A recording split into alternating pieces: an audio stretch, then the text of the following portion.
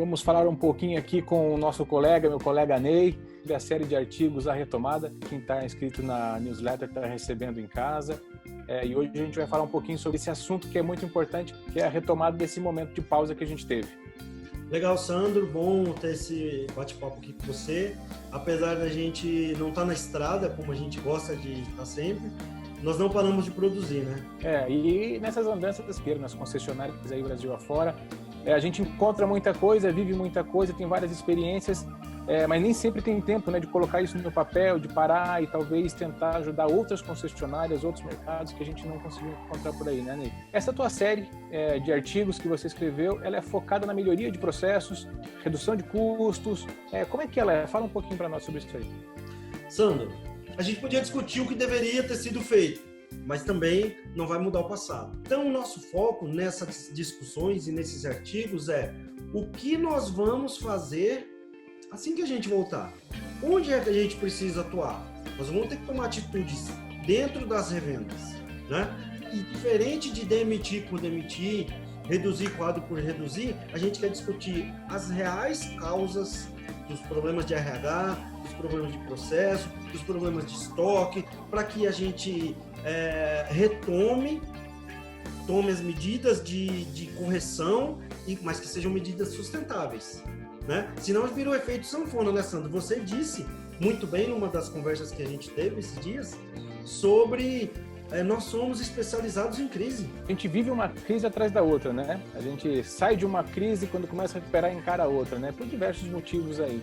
E a gente sempre encara uma crise como uma surpresa. Agora que eu estava melhorando, veio uma crise. Agora que tem alguma coisa, veio uma crise, né? E você trata no teu primeiro artigo sobre o custo do desperdício, que eu acho que é mais ou menos isso, né? Quando a gente começa a se colocar numa posição de ter o nosso resultado operacional dentro das concessionárias, vem uma crise e começa a comer todo aquele lucro que eu consegui acumular nos últimos anos ou últimos meses. Essa questão do custo do desperdício. O que você quer dizer nesse artigo de custo do desperdício, né? Sandro, nas operações de retomada, já que a gente é especializado em crise, como você bem colocou, sempre que a gente retoma, eu ouvi esse termo e gostei bastante, a gente retoma comprando tijolo. Então a gente começa a fazer,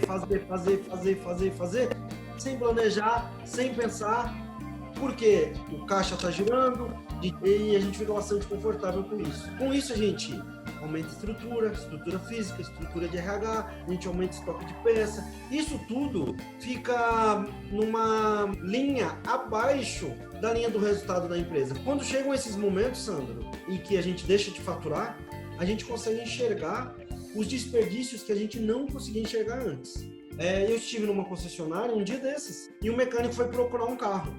A concessionária tem 4 pátios, cada um cabe em 20 carros mais ou menos, em pontos diferentes. Tem um no subsolo, um no predinho do lado, um no estacionamento que ela aluga em frente e um outro bem em frente à recepção.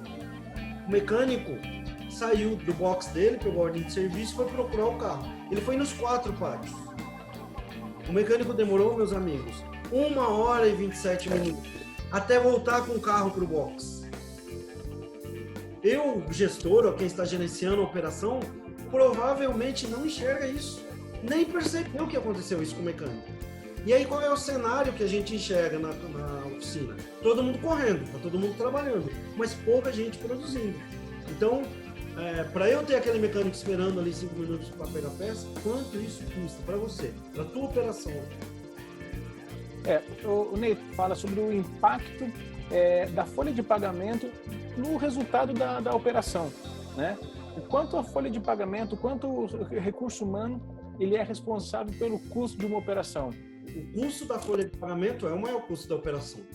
A gente tira custo de venda porque a gente fala o estoque, o valor imobilizado ali no estoque é alto, sim, isso também é um problema, mas ali para operar, independente de ter estoque ou não, o RH é um custo permanente ali, um custo fixo, né?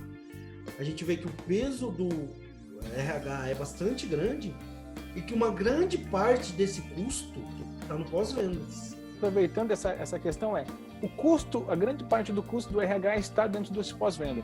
E aí tem uma outra pergunta que você faz, e aí que deixa a gente pensando um pouquinho, que é o quanto dessa folha gera resultado para a concessionária?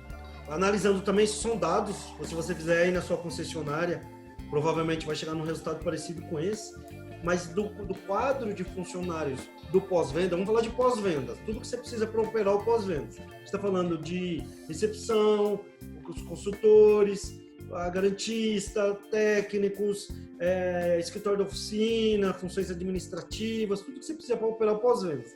Nem estou colocando nessa conta administrativo geral, mas pensando só no pós-vendas, metade da sua folha de pagamento são de pessoas não produtivas.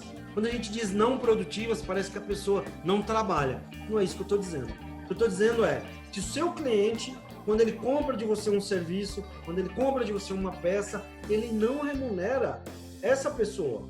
O que ele está pagando é pela execução do serviço, fazer uma revisão, trocar um pneu, levar uma peça, ele está pagando por isso. Todo esse pessoal que vem junto para fazer a operação funcionar é só custo. Para mim é impactante isso. E no final do primeiro artigo, que você termina ele indagando, né? A gente será que a gente se acostumou com esse tipo de situação dentro do nosso negócio? Estão acostumados de não ter pessoas produtivas fazendo trabalho dentro da concessionária? Sandra, a concessionária ela é constituída antes da gente fazer o desenho da planta, considerando que o desperdício vai existir. É um negócio meio louco isso, porque quando a montadora me dá a concessão para eu construir a concessionária, eu já considero e já aceito, já acho normal que eu vou ter desperdício. Que eu vou ter desperdício de vagas, que eu vou ter desperdício de pessoas. A concessionária obriga a ter alguém para cuidar daquele quadrinho, obriga a ter alguém para cuidar daquela coisinha que não gera valor nenhum para o cliente, que não ajuda o concessionário a ganhar dinheiro, que não ajuda o cliente a ser melhor atendido. Então, tudo isso precisaria ser levado em consideração quando você determina qual é o quadro de funcionário que você precisa ter, qual é o tamanho que você precisa ter, quantas vagas de estacionamento você precisa ter. Mas, infelizmente, essas questões não são discutidas, simplesmente a gente tem que seguir ali um manual que está dizendo qual é o padrão, às vezes mundial, né, o que torna mais estranho ainda essa discussão. E com isso a gente carrega todo um peso aí de custo que se torna mais evidente e mais doloroso em épocas como essa que a gente está passando agora.